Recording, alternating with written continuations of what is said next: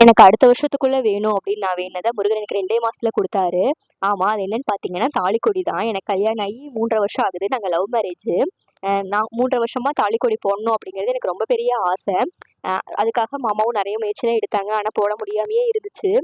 எனக்கு சூரசம்ஹாரம் வரும் பார்த்தீங்களா? அக்டோபர் மாசம். அது முடிஞ்சு அடுத்த நாள் முருகர் திருக்கல்யாணம் வரும் இல்லையா? கந்தசஷ்டி திருவிழா அப்ப.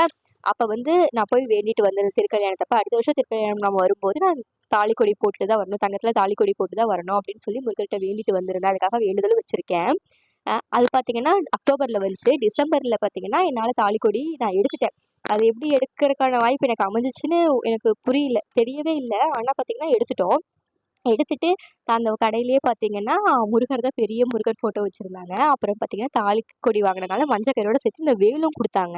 அப்புறம் பார்த்தீங்கன்னா, டிசம்பர் மாசம் வாங்குனனால கேலண்டர் குடுத்துட்டுருந்தாங்க. அப்ப முருகர் கேலண்டரும் குடுத்தாங்க. இது எப்படி எனக்கு இருந்துச்சுன்னா, "நீ என்கிட்ட தானே வேண்டுன, அடுத்த வருஷம் எனக்கு வேணும்னு. உனக்கு வந்து நான் அத குடுத்துட்டேன்."